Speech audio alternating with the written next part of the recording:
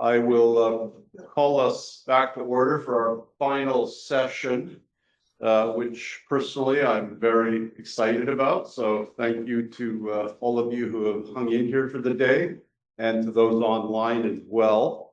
For those who may not know me, my name is John Vissers, and I teach theology here at Knox College.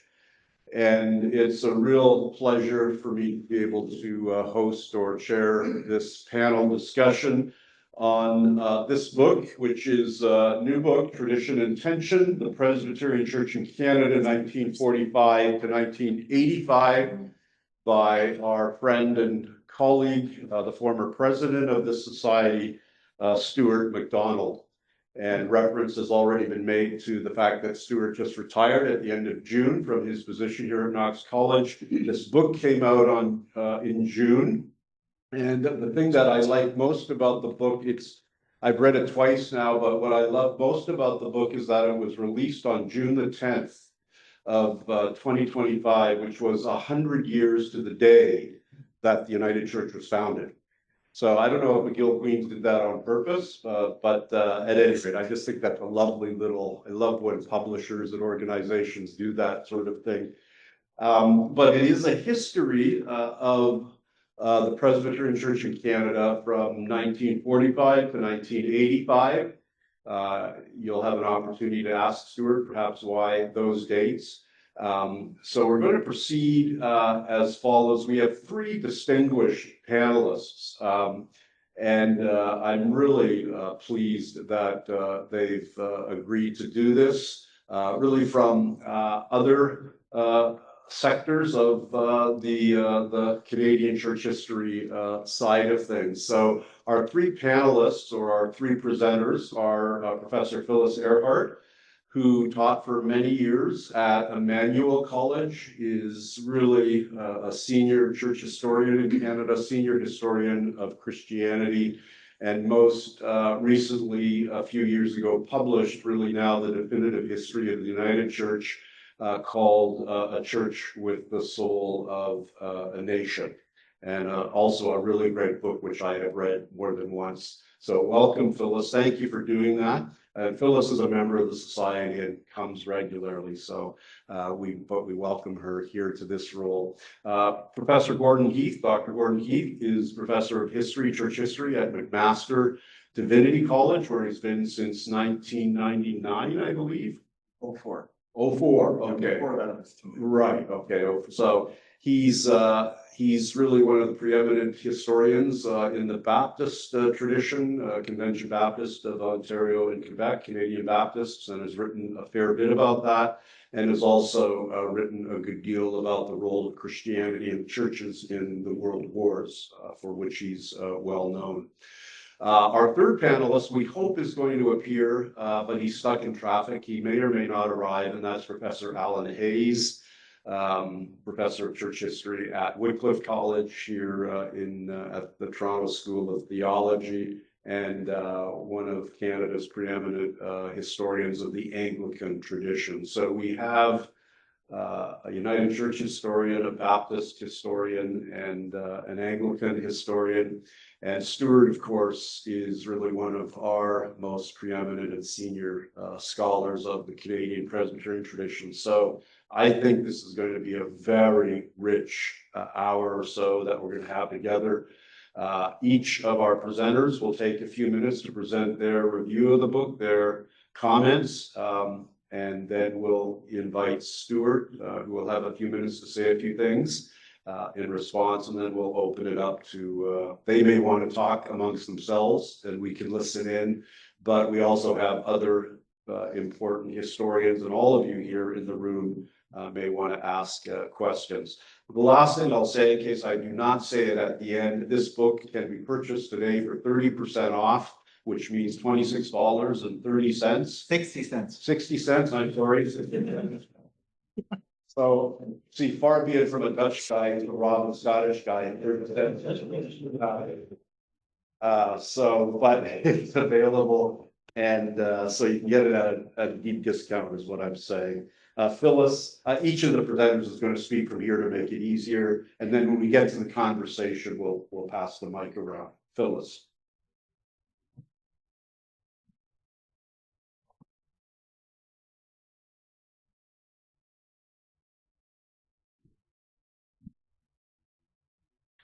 First, I want to congratulate Stuart on the publication of his fine study of the Presbyterian Church in Canada.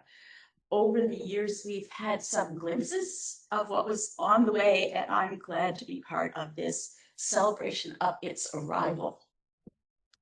Two sentences from the last paragraph of Tradition and Tension kept running through my mind as I prepared for this panel.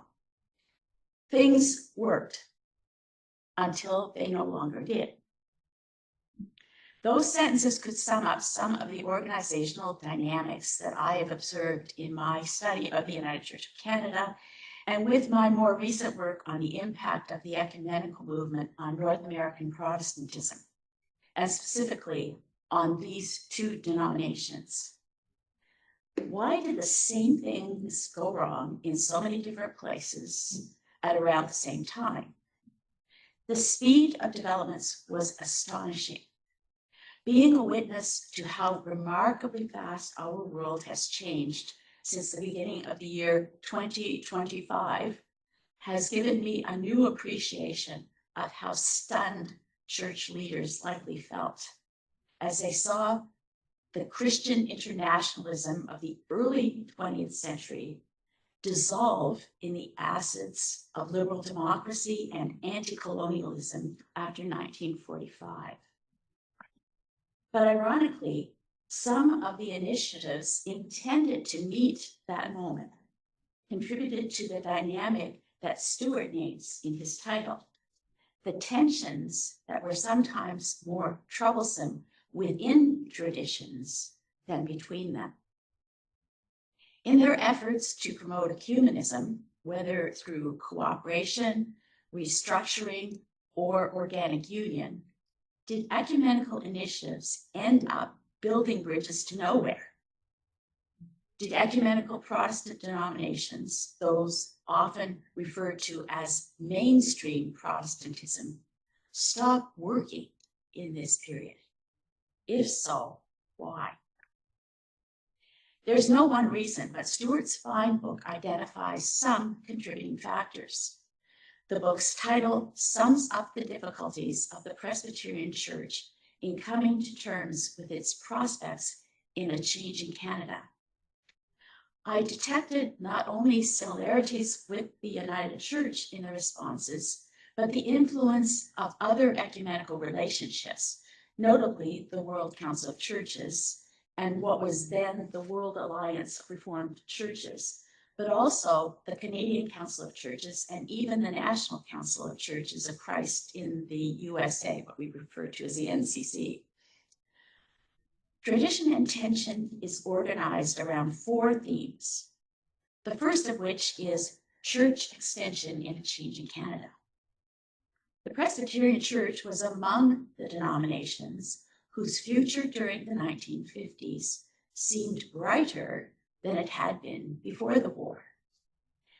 There was widespread optimism despite warnings from European ecumenical leaders who were seeing the return of signs of what some in the 1930s had called paganism. Churches, especially those in the suburbs, seemed to be flourishing, although a pattern seemed seen elsewhere in North America had surfaced. Congregations were having difficulty coordinating traditional notions of the church focused on proclamation and fellowship with the bureaucratic agency model shaped by the 20th century organizational revolution. As Stuart notes, this sometimes put the traditional courts of the church at odds with the operations of the national church. Planning that had once been done locally was centralized in national offices, a shift that was accelerated by the financial concerns of the late 1950s. This marked what Stuart describes as a clear break in how the Presbyterian Church in Canada established new congregations. The denomination transformed itself, he says, by meeting the challenge of church extension, So did other North American denominations who lived up to their name as organized religion.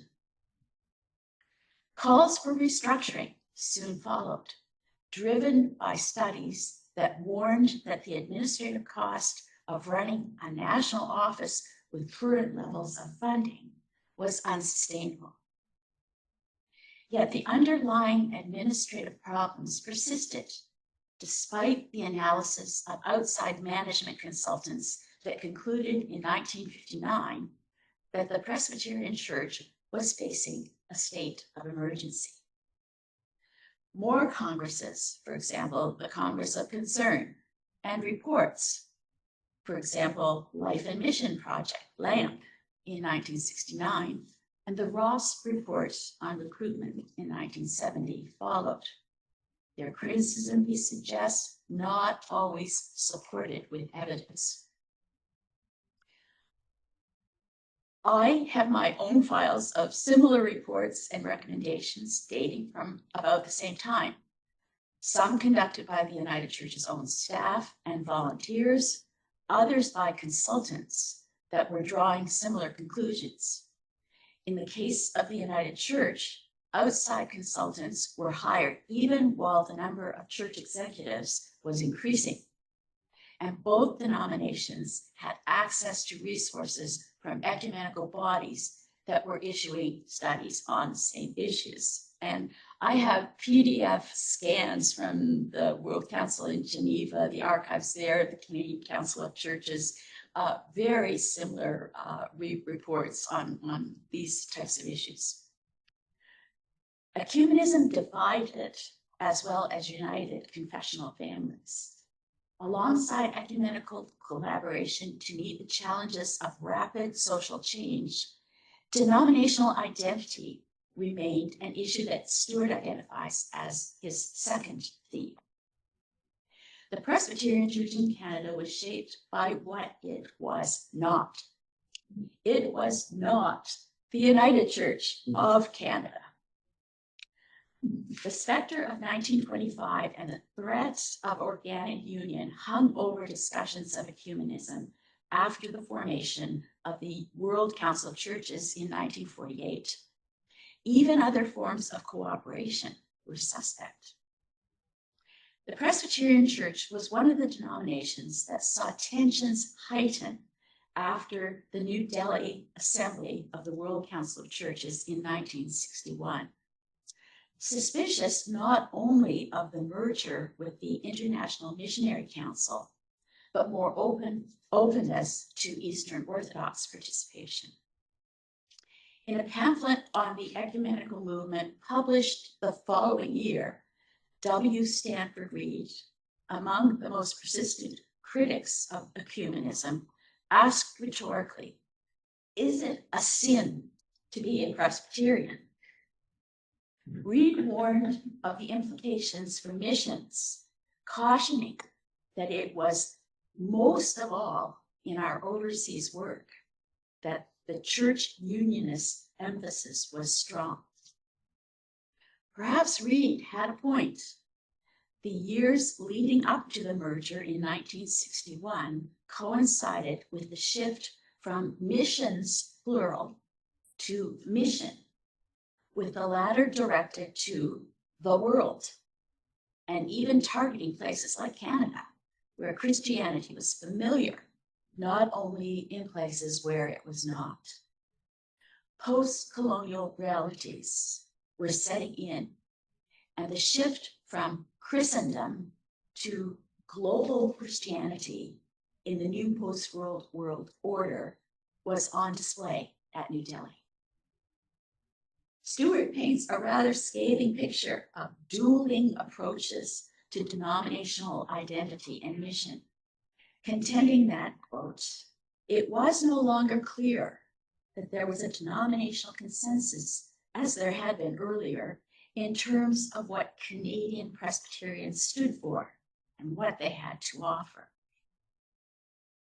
There were also logistical tensions. Some of the plans for reorganization assumed that there were enough people in congregations to serve on all the new committees that moving to the session model entailed, what he describes as a massive level of participation.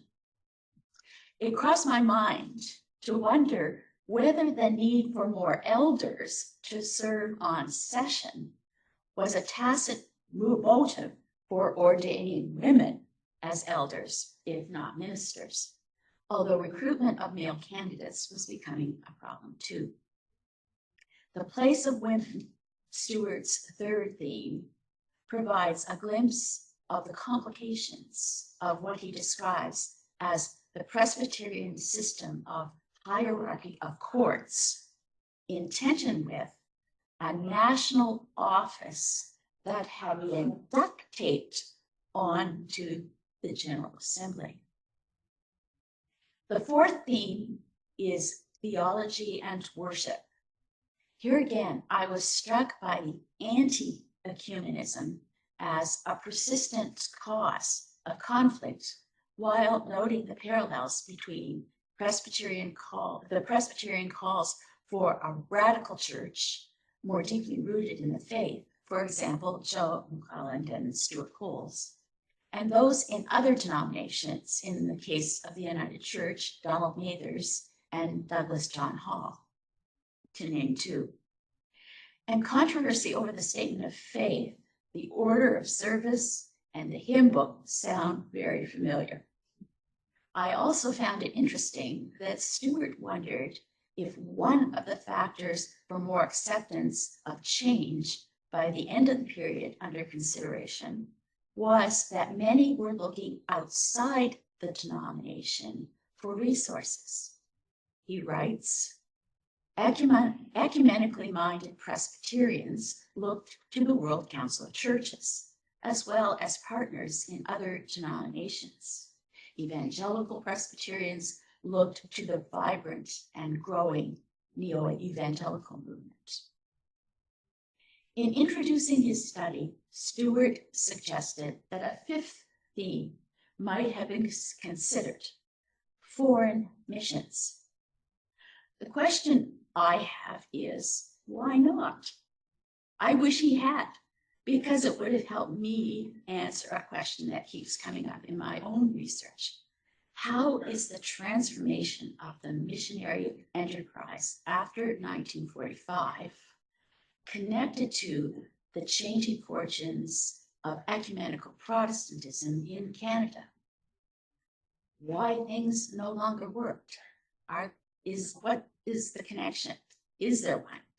He drops tantalizing clues along the way that indicate that foreign missions were closely tied to the organizational structures of the Presbyterian Church in Canada, connected to its fundraising, leadership, and perhaps most importantly, its sense of purpose. For instance, he notes that the Presbyterian system of church courts had been set up to handle discipline, not growth and mission. This is a quotation. It was not a system designed to raise money.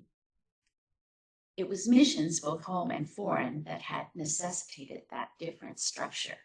And as Peter was doing his paper, I thought, there's discipline. And compared with the paper on things in Scotland, where the bureaucratic operations of the church were so complicated in deciding what to do with closing churches. In introducing his study, Stuart suggests, yes, where am I here? Okay.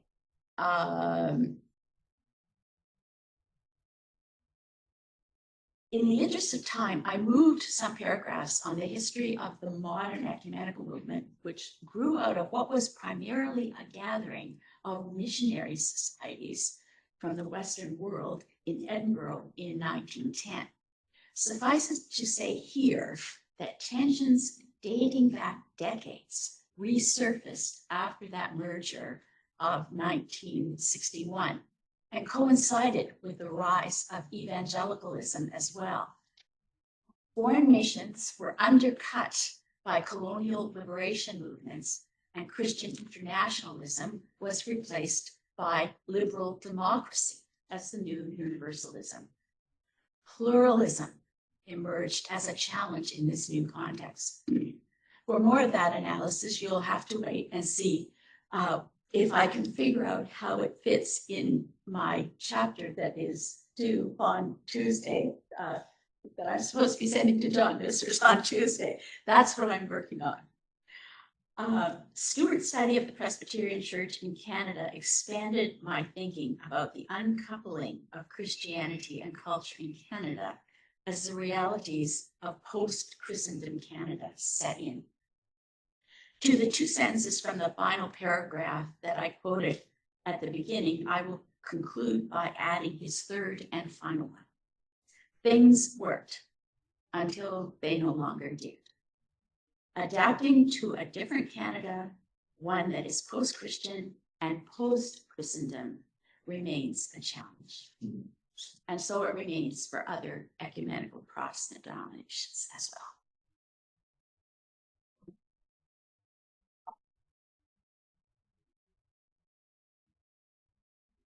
well. Thank you so much, Phyllis. The article that Phyllis is referring to is the one she is writing for a Festschrift, a collection of essays in honor of Stuart that I am editing together with Principal Van Eck here from Knox College, who also wanted to be remembered to this gathering. He had hoped to be here, but had to send his regrets because he's elsewhere today on business. But I told Phyllis earlier I haven't finished my chapter either, so this is in good company.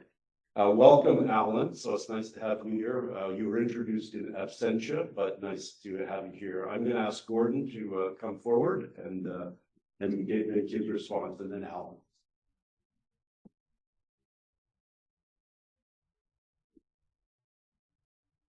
Well, thank you, John, for the invitation to be here. I consider it a privilege and an honor to be here. A little bit of history. I started my doctoral studies in '97 here in this college, and Phyllis Airhart was my primary supervisor, and Stuart was on my committee. I was also, I don't know if you remember this, but I was a TA for him when you taught Presbyterian history. I remember it was either this class or that one, and I sat at the back. You put all those timelines up, you know, explaining the uniformity of Presbyterianism in the 19th century.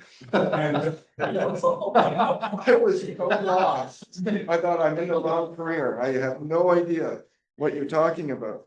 And I still didn't really until you wrote this book. And in your introductory comments, the way you explained it made sense. The two major reasons for all those divisions, national identity and relationship with the state, made sense of all those horizontal lines and pulled it all together for me. So thank you for that. Been waiting for an answer for 20-something years to that experience, but yeah, very much consider this an honor to be here and honor you this way. So my comments, I've written a review of the book and it'll be coming out soon. And so my comments here come out of that review. I'm not going to explain my review in great detail, but some of my comments come out of that, and some of them are just reactions and questions that the book provoked. But I do want to make a few affirmations and congratulations, first of all, on this work and to be published with such a quality press, McGill Queens. It's the standard, gold standard. The micro details of change and of struggles that you have uncovered and describe. I've been in archives and know the work involved of first of all discovering what those are and then piecing them all together, and not just piecing them together, but actually making sense of all those pieces is to be acknowledged. And I also acknowledge your courage to go against sort of the standard text of Canadian Presbyterian history. It's not always easy to go against that, especially because we all know of that statue at the end of the hall, right? So be careful, dissenters aren't always welcome. I always keep that in mind as a Baptist here too.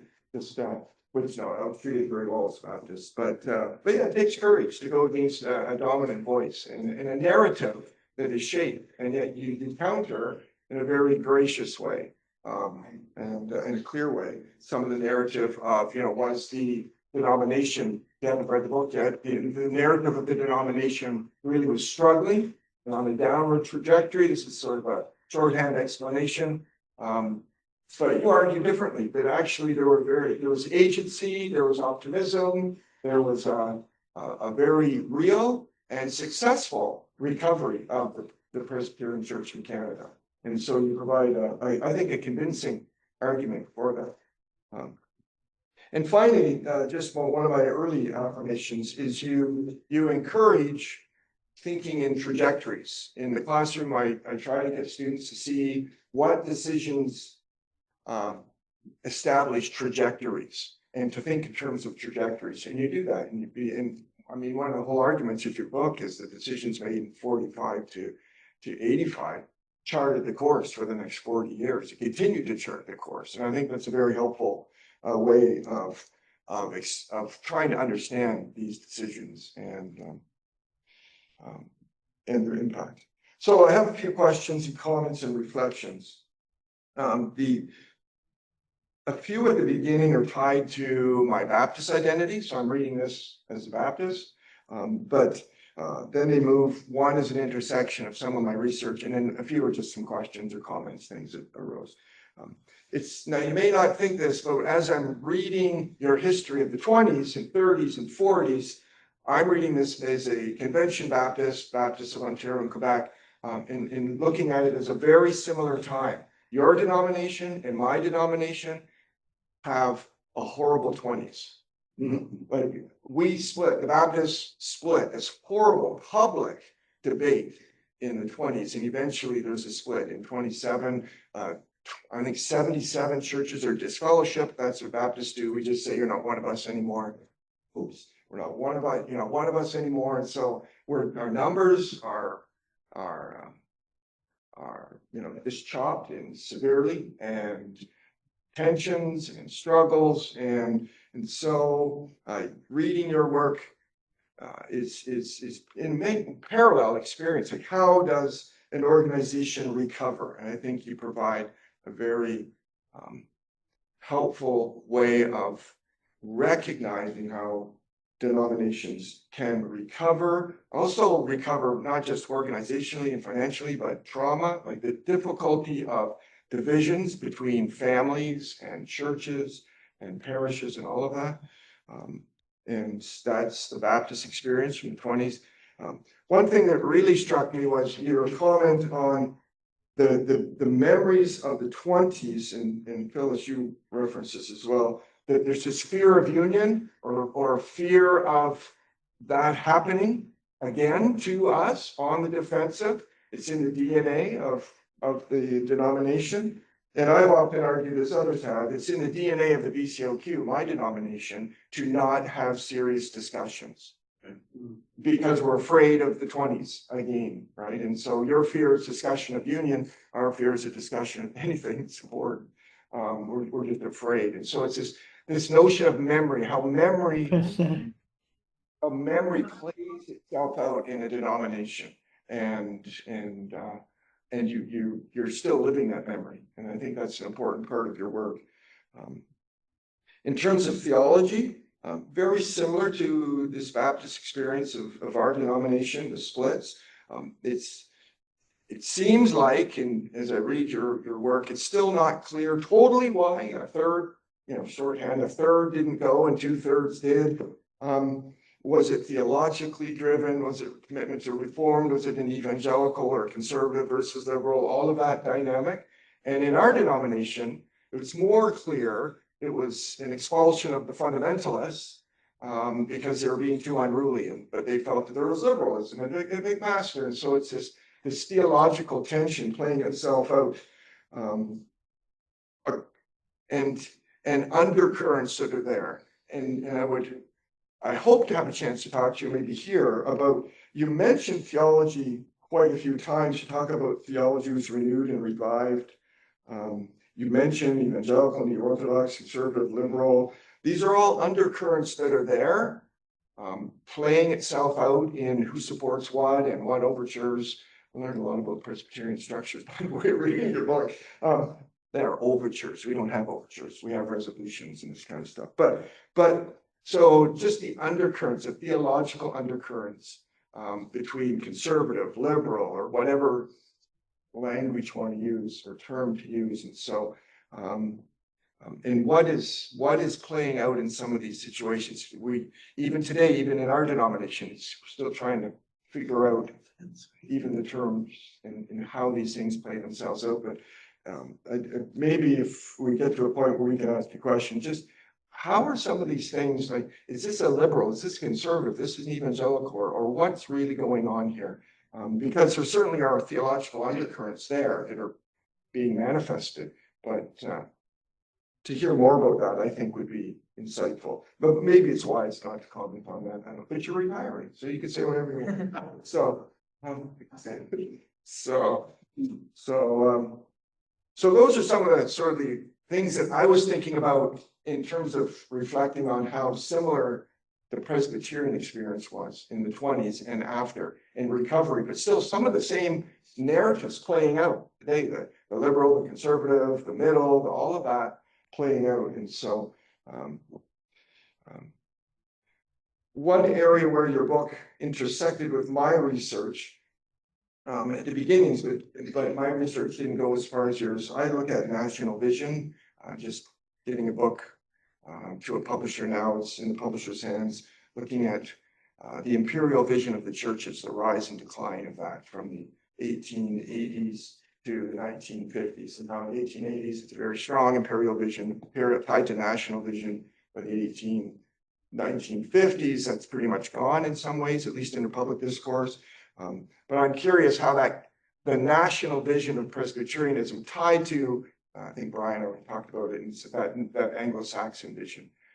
Where does that go, and how does that drop off? It's not one of your themes, but I think it's there. It just wasn't something that was, in your targeting. I had a similar thought to Phyllis about the adjustment. Part of me thinks, like, was there anything the churches could do? Was there anything they could do to stem the tide? It's not just a Presbyterian thing, it's a United Church thing, it's an Anglican thing, it's a conservative church thing. Was there anything they could do? And I love the optimism of that one committee they had. We are going to double churches by the 80s or something like that.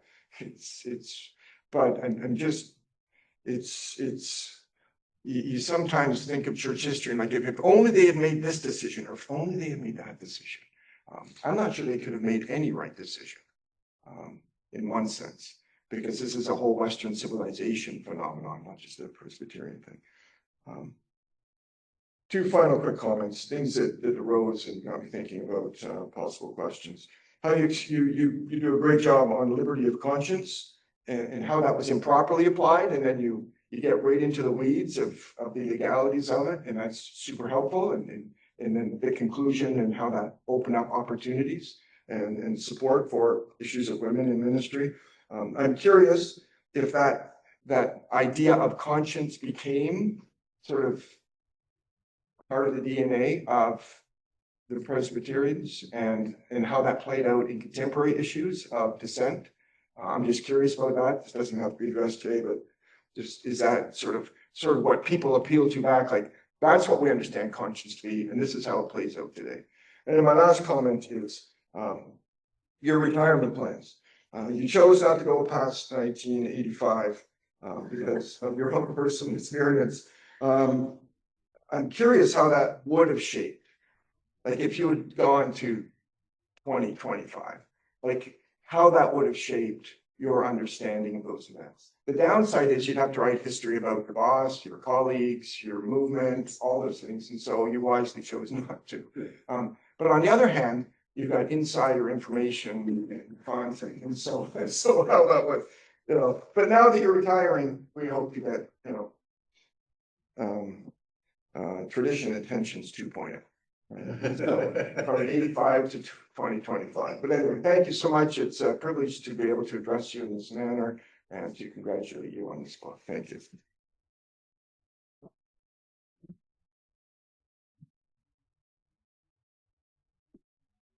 thank you, Gord. And I don't think you mentioned this, but the review that you've written is going into the Toronto Journal of Theology, correct? So you know when it's going to, which issue? Be sometime. It's already submitted, so I'm not sure. Either this fall or next spring it'll be out. Good. Okay, thank you. And Alan has arrived safely and persevered like a good Presbyterian. No. So thank you for being here, Alan. Alan Hayes. Hello, everyone. Is this the last session of your? Oh, boy, it's 4 people. Anyway, yeah, you know, I was going to be like Earth, so I was going to take the 1:30 train. I'd be here at 2:30. I went that whole hour, and then at 1 o'clock, I checked the times. They said there are no train times. It's all buses. Oh my gosh! So I just left immediately and stood in a long line to get on the bus, and then long traffic jam to get here. So actually, I wound up doing kind of well. If I left at 2:30, I'd be in trouble. Anyway, good to be here. And good to be able to talk about Stuart's book. I want to start, as Gordon did, by congratulating you on the book. And Phyllis may have done the same, and I missed the first part of what she had to say. It's great. I mean, it's always a pleasure to read your prose. You're very clear in what you do, and you're very, you know, what you do is you talk about the, you know, the conflicts about women or about church extension or about whatever it is, and you say, boy, what a muddle. And then at the end, you do a kind of a summary where everything is kind of clear. It's clear what each side is about and what the issues really are, and you know, the possible ways forward. And you kind of think, if only Stuart had been there at the time, you know, laying this out, how simple the history would have been in the Presbyterian Church in Canada. So anyway, there's that. There's the clear prose and the kind of fair-minded judgments that you make. But also the research, and Gord mentioned that as well. You know, I mean, it comes up maybe particularly with the church extension stuff, because as you point out, in that first period, you know, 1945, there isn't a kind of a national repository of interesting archival stuff about what was going on. You have to, you go to the Presbyterian record maybe, but otherwise you have to go to kind of local resources. So that's a lot of stuff to put together. And I'm glad you did it, you know, because it's really, really helpful. So thank you for the book, which I think is going to be, you know, make a big difference, not just for Presbyterians, but for other Canadian church historians. I want to say something next about the idea of doing a denominational history. So you mentioned in your preface that, you know, part of your reason for doing this is that you taught Presbyterian history at Knox, and that makes sense. You get a lot of information together. You think, well, what I did for this course could be published and could help future people. And so I've written an Anglican history in Canada because I taught Anglican history at Wycliffe, and Phyllis has done United Church history because she taught United Church College, and I'm guessing that Gord has done his Baptist stuff partly because he's a McMaster. And you know, neither Stuart nor I nor Phyllis are likely to be succeeded by any other church historian. So I don't know what happens in the future. You know, I don't know what, because a religious studies department is not going to sponsor a denominational history. You know, it's just not going to be interesting to them. To us, it's interesting because we're influencing our church. We're talking about our church. We're hoping to help our church. But religious studies, why would you do that? There's still an advantage, you know, the same way it's an advantage to do local history instead of state history or provincial history or national history. It's good to kind of get the finer grain. I've done histories of Anglican parishes. I've done history of an Anglican diocese. I've done history of the church. And you get a very different idea of what the church is about, depending on which level you talk about. And you probably get this just by being a Presbyterian or being an Anglican or whatever you are, because in your congregation, you know, I mean, nobody in my parish where I'm serving right now would think of talking about what's happening at General Synod. They probably don't even know what's happening at General Synod. They might read it in the denominational press, but they don't, you know, that's not why they're there. And, you know, I mean, the reason I'm an Anglican has a lot more to do with the communities I'm in my congregations. And in anything that happens at the national level. If we were at the national level, I would leave tomorrow. It's so frustrating, but in your congregation, you've got people, you've got personalities, and you've got people working together and caring about each other and pastoring each other. So to do church at the local level, you talk about personalities a lot more than you can do at the national level. You talk about, the community context. It's really hard to do a national history of anything in Canada because we're so regional. And this comes up in Stuart's book a lot, And in 1925, it comes up because what happens to Saskatchewan? Presbyterianism kind of disappears almost, whereas in Ontario, it's going strong, So it's a regional story. And to put it together in a national framework is very challenging, very essential, but always kind of leaves you wondering, if I was Saskatchewan writing the story, would it look different? So, yeah. Oh, and then the last thing about denominational histories is, Gord mentioned how brave it was, Stuart, to write this at all when he's often challenging kind of conventional denominational narratives. And then he kind of pictured himself at the end and said, of course, you are retiring, which is an important point. And I feel the same way. But denominational histories, when I kind of started out, which is sort of in the 60s, were suspected, they were just considered to be naturally triumphalistic. The reason we wrote an Anglican history was to show that all the other denominations had made mistakes along the way and the Anglicans succeeded. So that kind of gave a, black eye, I guess, to denominational history. But then what's happened, I think, in recent decades is people like those of us on the panel are writing denominational histories not to be triumphalistic, but to say, this is actually what could have been done better. This is what the issues are really all about. And as Gord said, as Stuart says, challenge the conventional narratives, which need challenging because although Christians don't always make decisions remembering how important history is, it really is important. And in any parish council, or session or whatever, if something comes up, someone says, well, let's do something, let's do such and such. Someone's going to stand up and say, we tried that 15 years ago and it didn't work.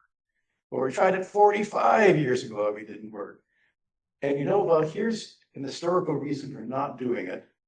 But you just kind of suspect that history 45 years ago is more complex than they're letting on, that there really are a lot of differences. But we're often feeling trapped, by our sense of what the tradition is. So a good church history kind of subverts that kind of traditional, conventional, but usually oversimplified narrative and helps us kind of rethink a lot of things. And then I guess this kind of the last little section would be, as Gordon did, I read it thinking, well, there's a lot of parallels to Anglican history. And then you kind of wonder, why are there so many parallels? Is it because we're all connected to the same culture and the same national history? I keep touching that. Or is it because of theological issues kind of get talked about in an ecumenical kind of way and people influence each other, or just people know each other across denominational boundaries and they get different ideas from different people about the same kinds of things, or the spirit of the times? How is it that we have so many parallels? So in the 1960s, Anglicans in Canada began talking about women being ordained. And all these things are differences and similarities. A lot of the scriptural issues were the same. A lot of the issues about what's tradition, what's culture were the same. What's different is that the issue did not arise in Canada. It arose at a college, a conference of bishops, international bishops at what's called Lambeth in Canterbury, or in London, really. In 1968. The ordination of women was not on the agenda of the Anglican Church of Canada in 1968, but it somehow got on the agenda internationally. And the bishops at London, internationally said, we want each province of the Anglican communion to talk about the ordination of women. And once that happened, it kind of zipped along. First, they ordained deaconesses.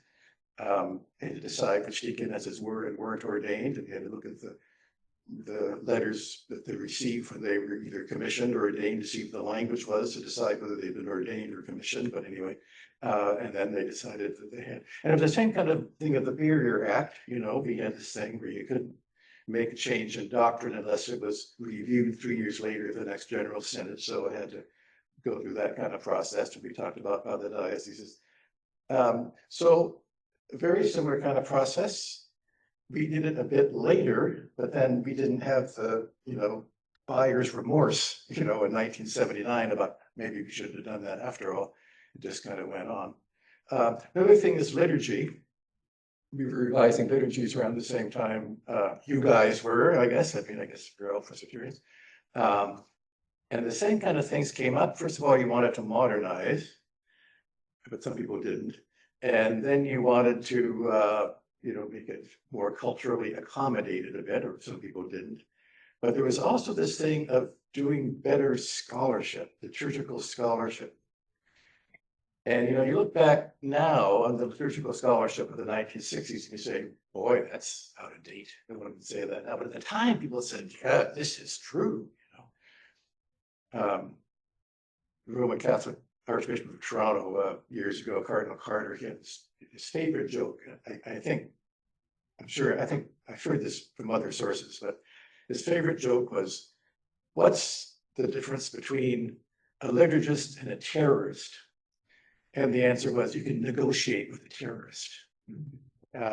So the scholar thing came in, and people said, oh, it's not the Lord's Supper anymore, it's the Eucharist. And you kind of say, if you wanted to modernize the language, that'd be the best way to do it. People know what a Lord's Supper is, but a Eucharist is kind of the technical language, and it's like you test that language. There's nothing wrong with it exactly, but if you want to modernize the language, why would you use, a Greek word transliterated into English? That sort of thing. So we went through the same kind of process, which was very divisive. Governance, we also had Price Waterhouse. This advice on how to improve the national governance. And that too was the same kind of thing where governance and management were getting in each other's way, and where money was the problem, and where people weren't trusting the national church and so on. And Price Waterhouse came up with this program that was accepted, and it was terrible. You look back on it and say, weren't they thinking? Why did they follow that? But the same kinds of issues kind of coming along the way. Ecumenism. You had this issue in 1925 with some Presbyterians going in, some Presbyterians not going into the United Church. Anglicans figured that out, as you say, 15 years earlier. We just all stayed out and no division. Wasn't that the best way to do it? Not really. But the same kind of ecumenical issues came up in the 60s. We were, in the 1960s, we wouldn't give communion to somebody who wasn't confirmed by a bishop. And then somewhere in the late 60s, we said, it was kind of a stupid idea. We're all Christians, we're all baptized. Why are you doing that? So those kinds of issues, the ecumenical issues came up. What I would have liked to see, everybody said something about what they would like to see in your book, and which means could have added another 50 or 100 pages or something, is under the ecumenical thing. The big thing about the 70s, and this is in my contribution to the Festschrift, but the big thing of the 70s was the plurec thing, stood for Presbyterian, Lutheran, United, Reformed, Anglican, and Catholic. There were all these ecumenical coalitions, Project North, the pipeline across penny territory about corporate social responsibility and Canadian mining corporations exploiting labor in Latin America, and about apartheid, of course, and all those things. Everybody kind of working together and saying, and Roman Catholics working, and the Toronto School of Theology, as you point out, that was a big ecumenical thing. And one of the few things of that ecumenical era that's really survived and remained healthy. So that would be something else to add, that there certainly were Presbyterians who went that extra step and didn't just talk about ecumenism as, the World Council or the Canadian Council of Churches, but something to do with how we actually work together on social issues right here in Canada. So I probably covered the things I need to cover. I think I have. So I mean, a few things I left out, but I've gone on too long. But I look forward to the discussion.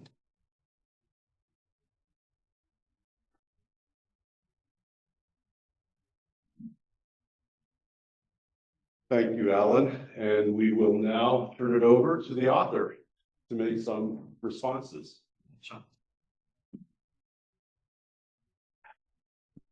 I want to thank everyone for reading the book so carefully and thoughtfully and for your wise comments. One of the realities of the situation in Canadian church history is that we think deeply and we're friends. So I have taught with every member of this panel in some capacity. And I think I'd say that about other church historians. And I think it's a real model that we're going to disagree on things, but we're also going to work together and think together. So I really appreciated all of those comments. I am not going to be long. I'm going to say basically try to say three things. The first thing I want to say about this book was what the project was intended to do and the challenge. The project was attempting to take and tell the story of church union, or tell the story of the Presbyterian Church in Canada from 1925. I cheated because I did spend a lot of time talking about the rebuilding and then look from 1945 to 1985. That was the problem. That was the project. What I discovered as I was doing that project is much of this had never been done before. And there was more detail that could possibly go in one book. And so the first chapter went in. I wanted to get feedback from Kyla Madden at McGill Queens. She said, it's good. I like it. It's too long. And so it went on the cutting room floor. So with many of the themes that people are raising, I would agree, in particular, the theme about foreign mission. I really think that is missing from this book. When the book was originally mapped out, I heard from someone I knew and respected that they were working on something like that. And it just didn't pan out. And I understand that. That's no criticism at all. But that's one of the reasons it didn't get in the mix. If that had gone in the mix, I would never have finished the book. I just want to be honest about that because it's not what I do. And there's so much to be done in that field as well. So that is the missing piece, and I would agree. There may be some other missing pieces. I think one of the other big themes that you heard in that discussion was the value of doing a denominational history and the need to do ecumenical comparison. And I just want to say that that is true. I think the boundary of a denomination really helps you understand what's going on. One of the discoveries in the book that I would gently suggest is two of Canada's finest church historians made mistakes because they didn't understand the Barrier Act. And I go into it in so much detail because I had to try to figure it out. But both church union and the discussion on the place of women in the church, the Barrier Act is really important, the processes. So you almost need somebody inside to help you understand what's going on. But then the next step is for us to make those comparisons across denominations. And we are moving to a really fine point in the history of Canadian church, that we have fine histories of that period of time, which I think is the most crucial period of time in the post-war period, from the Anglicans, from the Uniteds, from the Presbyterians, from others. And so I think we can start to do that and even see where are those comparisons that we can make. So I think that's the one thing I would like to say. One other thing I want to briefly touch on is it's very hard for a historian to say, I have no answer to this question. I do not know. And so, Gord, I still don't know why a third of Presbyterians stayed out and 2/3 stayed in. I do not know, and I have thought about that. We can argue about it later, but there's no obvious reason to me. Region seems to be the biggest determinant. And I think we need to do a bit more work on that, but I really don't know. It puzzles me as well. And so that would be one of the things that I would say I'm puzzled by. And I want to finally end by saying I am not writing the next volume. Several people have suggested that. I'm thinking of doing other things for various reasons. A lot of the background work, I am fascinated by the detail stuff around how we built churches in Toronto. And so I can imagine writing a book on how church expansion took place in Toronto. I did maps on it. I think it's fascinating. It's not just that I'm part of the story. I really want to say this. There are about 2 or 3 themes to add into what happened since 1985, but they're not many. One is residential schools and awareness in the Presbyterian Church in Canada about residential schools. That's a major difference. Another major difference is the way that the LGBTQ issue, as we would now say, was discussed and how that divided the church, how that took place, the length of time, etc. That's a major theme that needs to go on. And I probably, if I stood here long enough, I could think of a third one. But those are the 3 main issues. Everything else is just a working out of the trends that are established in this period. Now that's too extreme, but this is the period that I chose. And the final thing I will say is this book really puts flesh and stories to the story that Brian Clark and I tried to tell in Leaving Christianity. And I think the fact that this book confirmed both the growth and the decline and looked at the tension and how people responded, I think is really, I just want to honor Brian because I think that work really set the tone for this in so many ways. So I thank everyone and turn it back over to you, John.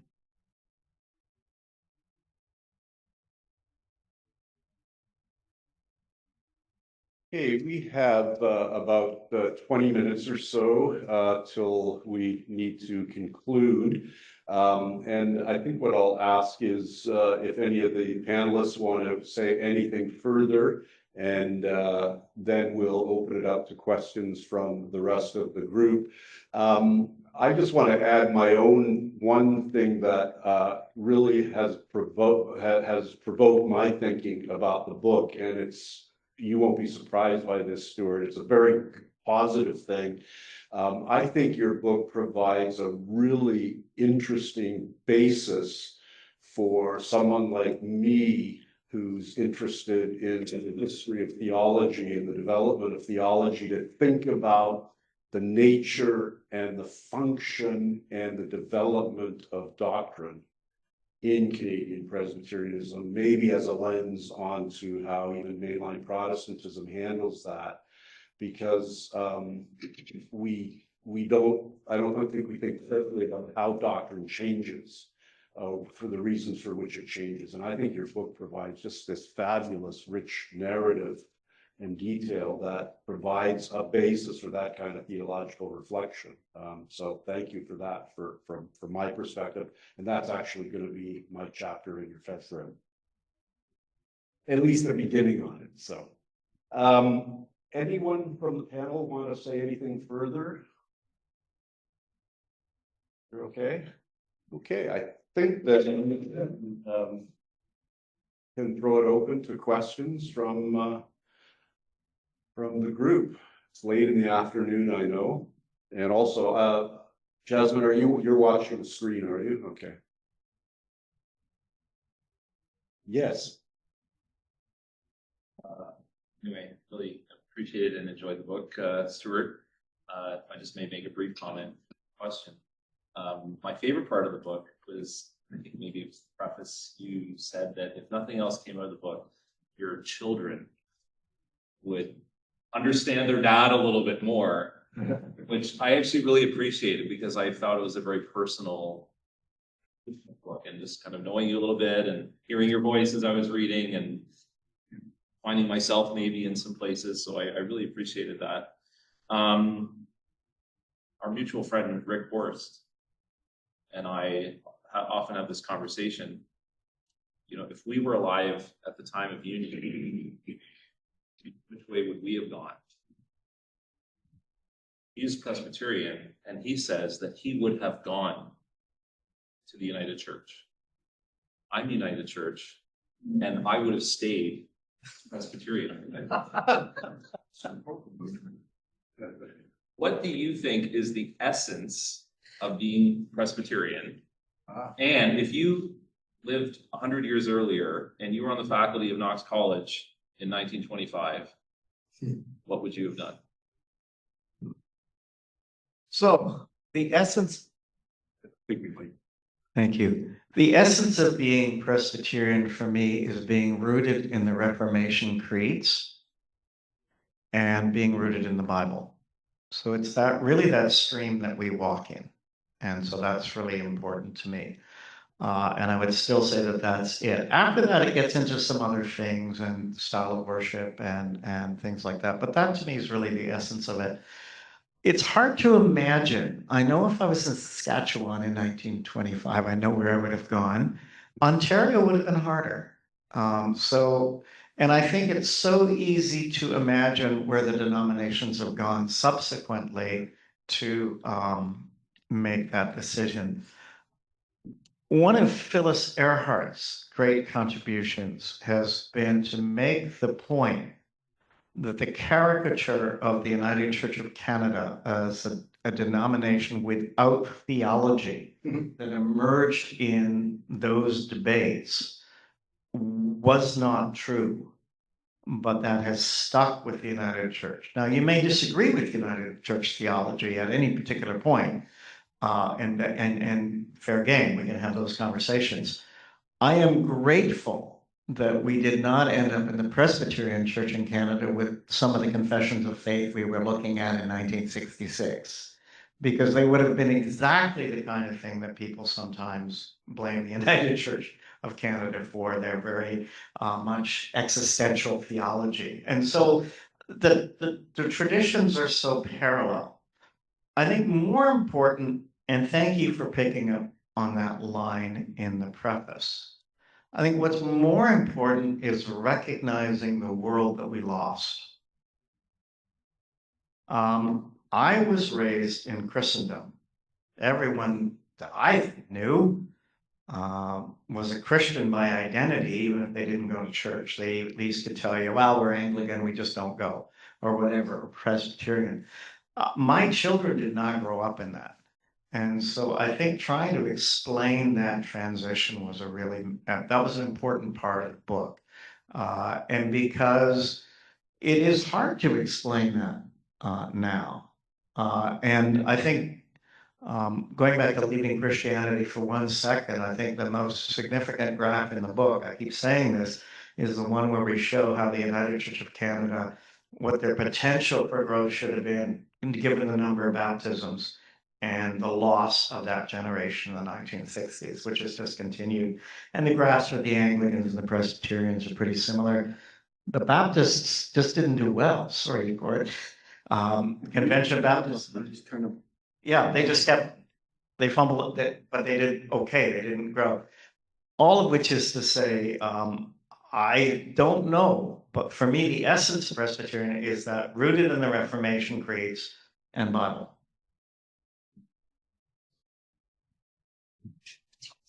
So it may be that denominations don't have essences, that's the other issue. Because, I mean, here's a book that has Stanford Reed on one page and Joel McClellan on another page, and you say, woo, what's going on here? And it's true of Anglicans as well. We've got kind of the Protestant wing and the evangelical, we've got the Catholic wing, and they argue about all kinds of things.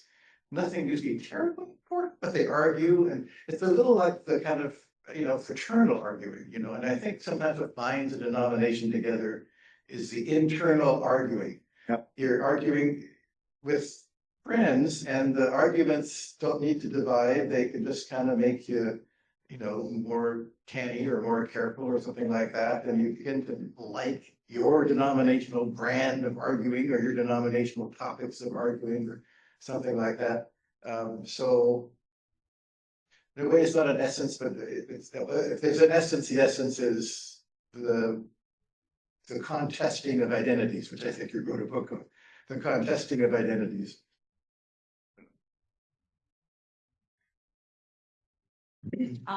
One of the things that I think is striking is how all of the traditions, in some ways, we're all becoming Baptists because we're becoming Congregationalists. But in some ways, the brand is not as strong as it used to be. It doesn't. It doesn't. The local church is such a significant factor, and people move so much. That's the mobility is really striking. So I think that context, that connection that Peter talked about, the importance of the local congregation, except you're moving all around and you're not sticking with that local congregation the way you would have 100 years ago. So I think in a way that's another factor. The other thing that I was struck recently by reading in a poll that one of the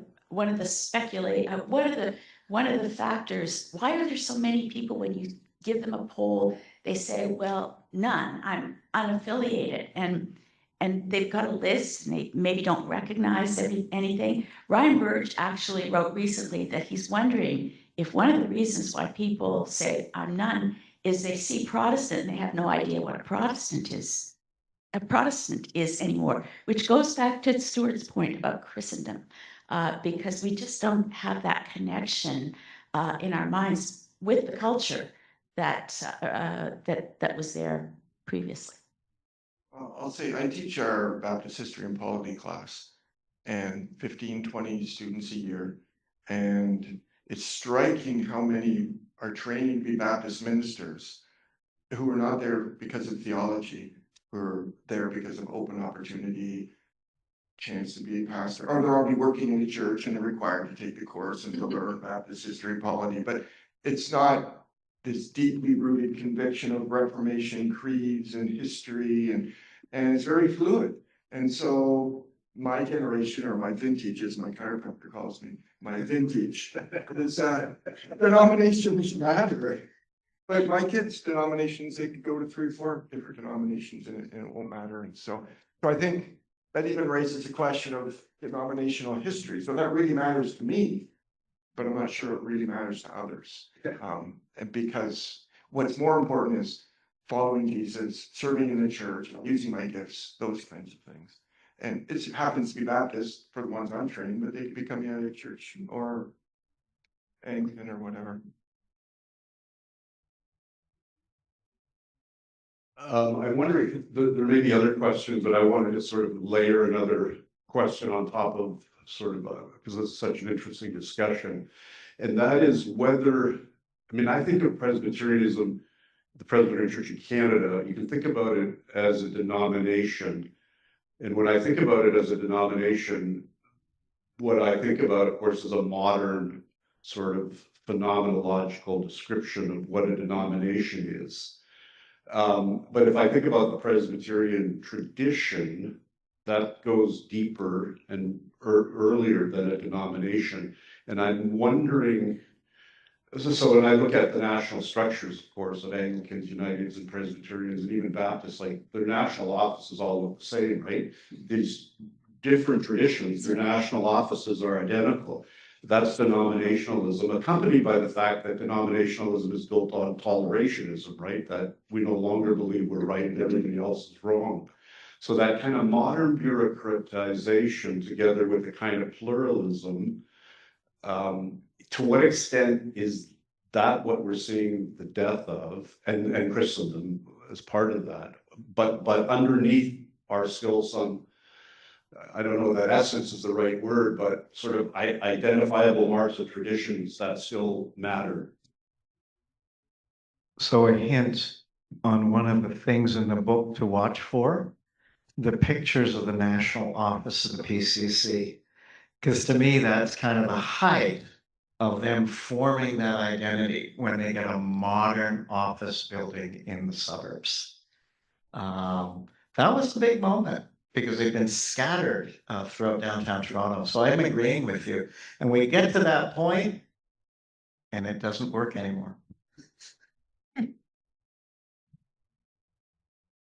I just want to add, there's a great quote from Walter Bryden, of course, who was looking at all this right after 1925, and his big complaint was that a lot of the people who continued to be Presbyterian, the basis of their decision was, I was born into the Presbyterian Church in Canada, I have a right to die in it. So, and That's true. and that's, you know, that's the reality. Ian. I'm fascinated by this whole question of like, I call post-denominationalism. I know that's not necessarily a word. 5 years ago in our home congregation, we began the whole New Beginnings process that got shunted aside because of the pandemic. And I distinctly remember one gentleman who stood up and said, you know, when my wife and I go down to winter in Florida, we attend some huge church and it has a band and it has this, it has that. And then he declared with this great air of authority, and that's what the young people really want. And I, as a young person, I found that kind of insulting. In fact, for a few years, and even still somewhat, as our congregation, our liturgy and Sunday service became slightly more informal, I found myself drifting over to the Anglican Church about once a month. To the point where I sort of self-identified as an Anglo-Catholic Calvinist, even though the Anglican Church in Lindsay is definitely not high church by any stretch of the imagination. But the predictable order of service, and I noticed just flipping through this, you talk about the revision to the Book of Common Order. The predictable order of service, when you go into an Anglican church, and every Anglican church is pretty much using the same language, it follows the same structure of service, whether you're in Edmonton, as I was a few weeks ago, or whether you're in Halifax or Toronto or Lindsay or wherever. Within the Presbyterian tradition, there's so much variety. It can be actually kind of unsettling to a visitor to go into a church and not know what to expect. You would think, for example, and with all due respect to anyone connected with Knox Spadina here, you know, big old building in downtown Toronto, you would think, oh, they must have a very formal liturgy. Well, they don't, at least not right now. So bringing all of this back to the life of the local congregation, I chair what we've been calling a sustainability committee, which our new minister wants me to rename a congregational life and vitality committee. How do you take the contents of this book and explain, like, why does this matter to a small town congregation that some people clearly believe if you make some adjustments to the order of service, the style, the way you do ministry, that, oh, people are going to come flocking back? How do you take this? And I would also probably ask the same question of your book, Leaving Christianity. So let me try to answer that. I think you have to understand what happened, and we have to be clear what happened, because too often people assume they know what happened, and it's not always right. So one of the weird things in the book is the Presbyterian Church in Canada, as we leave it in 1985, is not liberal theologically. It's not liberal culturally, and it's in decline. So, ipso facto, it seems true that it wasn't becoming liberal that moved it into decline. Something else was happening. We could talk more about that. But I think we do need to recognize there was a golden age, and we may even have to mourn that. But that golden age is no longer. And so we've tried to get back. I don't think we will get back, but we need to at least understand it was that that's what happened. And then we have to go back to some basics. So that actually may be what I do more writing on, is what I think we do now. Because thank you, Phyllis, for pulling out that line. Things worked. We had the institutions that fit the time, they grew. And then all of a sudden they didn't. And so let's accept that as reality. And I think recreating those won't do it. And all our things like, oh, if we just give the young people contemporary music, that's what they want. In some contexts, that may be true, but in others it isn't. My children like hymns more than they like praise songs. Yeah, I think you raise a really important point, but I think we need to understand the story before we can go somewhere else.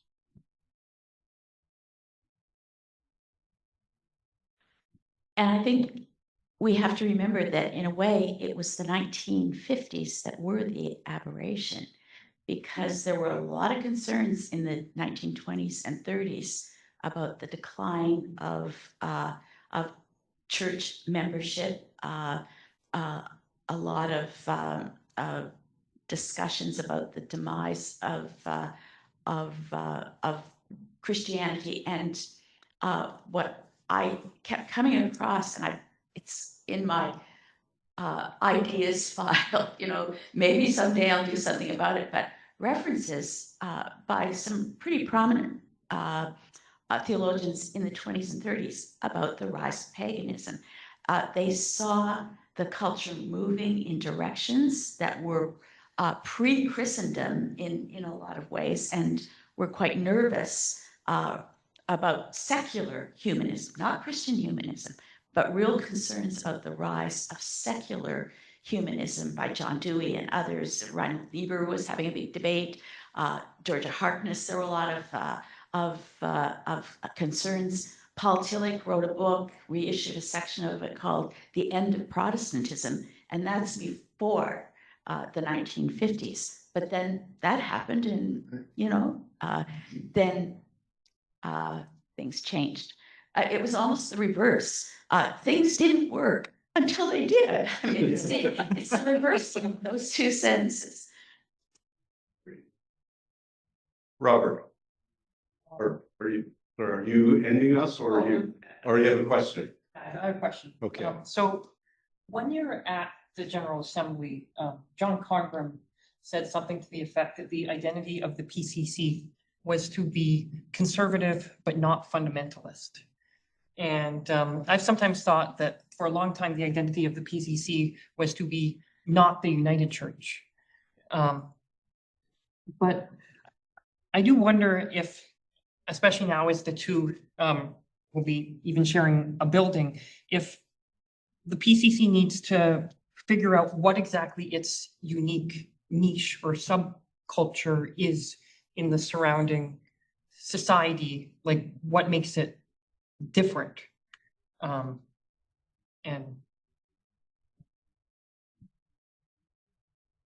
So I'm going to dodge that question and say that's one for us to look at. But one of the things I want to say is actually look at what they said in the time, which is why I did try to document in the book.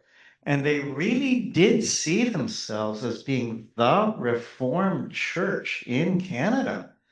And they had a place, they had a gift to Canada. I mean, I was really struck in my own research about they had a positive understanding of what it was. I was also struck, and this is one of those incredible archival finds, why I go to archives, is all of a sudden you have a paper on the theology of church extension. Like, what did they think they were doing when they were building it? And it was a bit of build it and they will come, but it was also, if they come, they will be there, and that's when we'll help their faith to grow. It was a really interesting understanding. So I'm dodging what we should do now, but I would say they had a really clear understanding. And I think that really surprised me. I forgot the exact context, but I heard the line in your book which I really like, where one of the reasons to kind of promote the Presbyterian way and extension and theology is maybe we could make all these other denominations more reformed as well. Yes, they were confident. Great. Oh. Sorry, we have a question in the chat. Okay. It's from John Vodry, I think. J. Perry. From MJ Perry. Oh, I'm sorry. Okay, there we go. I confess this is from MJ Perry. I confess I've only skimmed the book, so I'm focusing on one concern within one of your themes.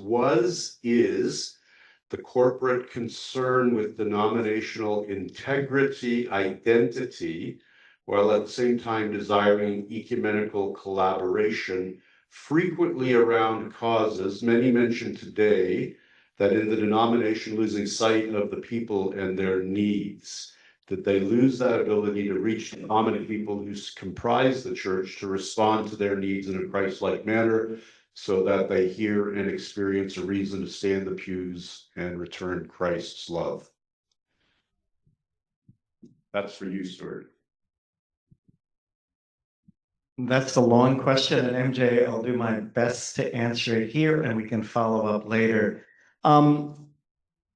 There may have been times when people were focused on those issues and losing sight of the average person. I think that could happen.